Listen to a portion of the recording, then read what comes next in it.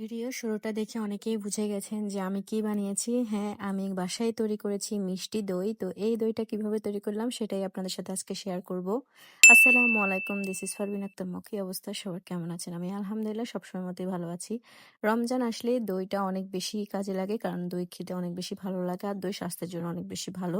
তো আমাদের বাসায় অনেকগুলা দুধ জমেছিল, যেটা আমরা রোজার জন্য এনেছিলাম। তো প্রায় প্রথম 2-3 রোজায় খেলেও কিন্তু পরে আর খাওয়া হচ্ছিল না। তো আমি বেশি না 1 কেজি পরিমাণে দুধ নিয়েছি, আর 1 কেজি দুধেরই আমি দই করব। আগে অল্প করে করে দেখব, যদি ভালো হয় তারপরে বেশি করে করব। তো এই হাঁড়িটাতে আমি দই বসাবো। হাঁড়িটা এত বেশি সুন্দর, এটা রসগোল্লার একটা হাঁড়ি ছিল। প্রায় 2 বছর আগে আমাদের মিষ্টি এনেছিল এই হাঁড়িতে করে।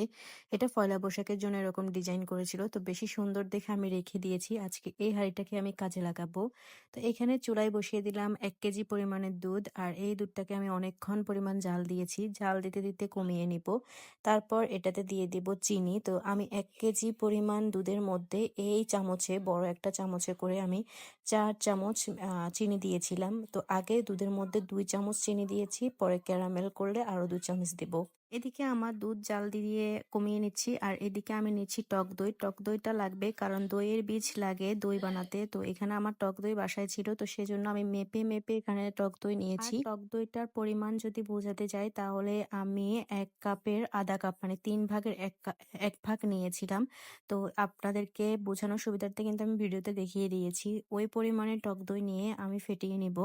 ফেটিয়ে একদম এটাকে ক্রিমের টেক্সচার করে নিব, যেন দইয়ের মধ্যে একটুও দানা দানা ভাব না থাকে, তাহলে কিন্তু টেস্ট ভালো আসবে না। আর এইদিকে আরেকটা পাতিলের মধ্যে আমি ক্যারামেল করব। তো ক্যারামেল করার আগে আমি দুধটাকে একদম চুলা অফ করে ঠান্ডা করে নিচ্ছি। আর এইদিকে এই যে এই একই চামচে মেপে আমি ক্যারামেলের জন্য চিনি নিয়েছি 2 চামচ। তো চিনিটা দিয়ে আমি ভালো করে নাড়িয়ে এটাকে ক্যারামেল করে নেব।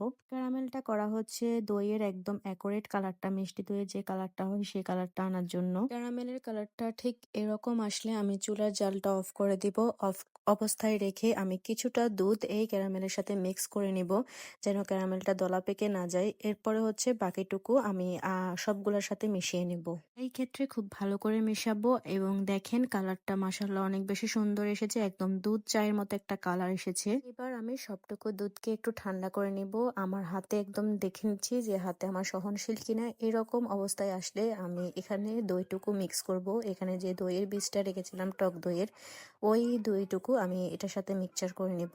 তো মিক্সচার করার পরে দেখেন একদম ক্রিমি একটা টেক্সচার আসছে এবার দুধের মধ্যে। তো এবার আমি সবগুলো দুধকে এই হাঁড়িটাতে নিব। হাঁড়িটার মধ্যে দইটা বসাবো। তো হাঁড়িটাকে ভালো করে একটা মোটা তোয়ালে দিয়ে ভালো করে পেঁচিয়ে নিয়েছি, একদম টাইট করে বেঁধে। এবার আমি আমার বন্ধু চুলাতে সকালবেলা রান্না করেছিলাম, তো ও এখনো পর্যন্ত গরম আছে। তো ওই তাপটুকুর মধ্যে আমি এটাকে ভালো করে বসিয়ে রাখবো। আপনারা চাইলে কিন্তু কম্বল বা ভারী কোনো মোটা জিনিস দিয়ে কিন্তু মুড়িয়ে ভালো করে 2-3 ঘন্টার মতো রেখে দিতে পারেন। 2-3 ঘন্টার পর আমার দইটা একদম জমে গেছিল, পরে আমি ওইখান থেকে নিয়ে নর্মাল ফ্রিজে রেখে দিয়েছিলাম সারাদিন।